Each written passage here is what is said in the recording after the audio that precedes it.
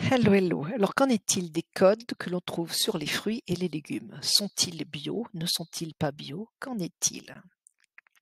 Alors, tout d'abord, sur ce que nous disent les étiquettes, il faut savoir qu'il y a deux réglementations qui cohabitent au sein de la catégorie des fruits et des légumes. Il y a les étiquettes, comme vous voyez sur la gauche, et les petites étiquettes que l'on trouve sur les fruits. Ce premier type d'affichage est applicable aux 10 produits ou groupes de produits qui sont soumis à cette norme, c'est-à-dire en l'occurrence les agrumes, sauf les limes, les kumquats, les pomelos et les pamplemousses, les fraises, les kiwis, les pommes, les pêches et les nectarines, les poires, les raisins de table, le poivron, les salades et les tomates. Il doit y avoir sur ces étiquettes, sur ces panneaux que l'on trouve dans tous les magasins, la nature du produit en toutes lettres, la variété ou le type commercial selon la norme du produit qui est indiquée sur l'étiquette du colis, de la barquette. Et puis le pays d'origine également, avec le nom complet du pays et ce en français. Ensuite, il doit y avoir de manière facultative donc il ne doit pas y avoir, puisque c'est facultatif, l'origine de la région. Et c'est très conseillé pour les produits locaux et pour les personnes notamment qu'on appelle les locavores, qui cherchent toujours des produits locaux, qui seront plus frais, qui auront moins voyagé, qui auront un impact carbone plus intéressant.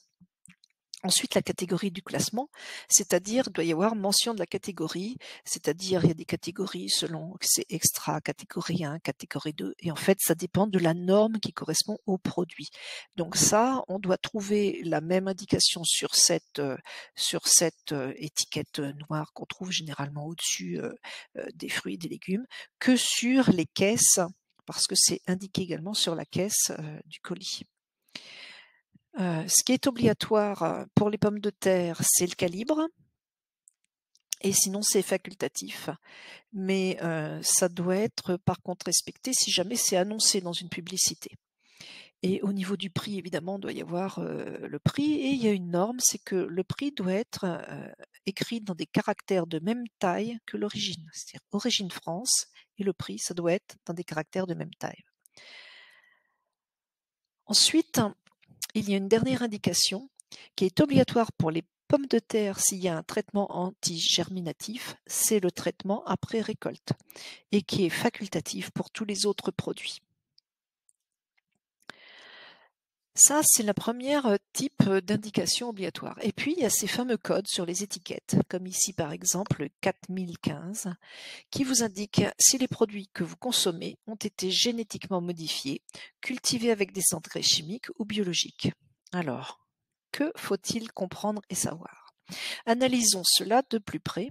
Voyons la signification de ces chiffres qui correspondent en fait à une sorte de code barre sur les fruits et les légumes, et ça sert aux caissières à noter le code lorsqu'elles vous savez, sur les caisses, il y a des fois la pesée à la caisse.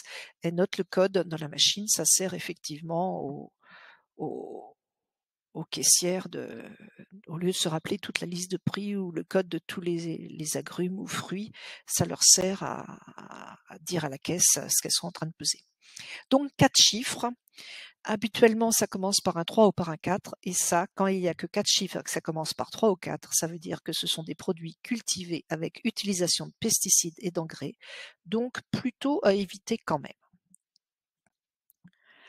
Il peut y avoir 5 chiffres, et attention, lorsqu'il y a 5 chiffres et que comme ici ça commence par un 8, cela veut dire que c'est un produit génétiquement modifié. Pas forcément top. Et lorsqu'il y a 5 chiffres et que cela commence par un 9, cela veut dire que c'est un produit biologique d'une culture n'utilisant pas de pesticides chimiques, donc un produit plutôt à privilégier, qui sont plutôt meilleurs pour notre santé, avec un meilleur taux de vitamines et puis moins de cochonneries chimiques dedans. Il faut savoir aussi que certains fruits et légumes ont subi plus de traitements chimiques que d'autres, et que dans cette catégorie, on y retrouve entre autres les fraises, les pommes, les pêches, le céleri, les raisins, les cerises, les épinards, les tomates et les poivrons. Je parle évidemment de ceux qui ne sont pas bio. Quant à ceux qui ont été soumis à des produits chimiques beaucoup plus agressifs, plusieurs en font partie, notamment ceux-ci: les avocats, le maïs, l'ananas, le chou, les petits pois, les oignons, les asperges, les mangues, les papayes et les kiwis. Ça ne veut pas dire qu'il faut les éviter. Mais toutefois, peut-être faire attention.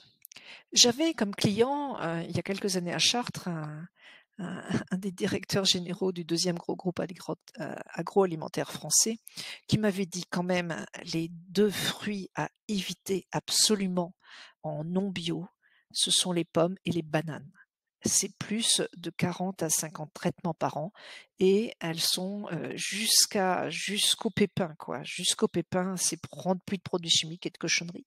S'il y a vraiment 2 fruits à éviter en non bio, c'est plutôt les pommes et les bananes. Alors les bananes, vous n'en avez pas dans votre jardin, les pommes, oui. Donc privilégiez celles de votre jardin lorsque vous le pouvez. Et puis, les bananes, attention quoi également.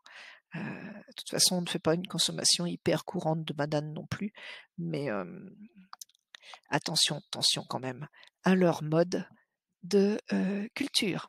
Je vous souhaite une belle suite.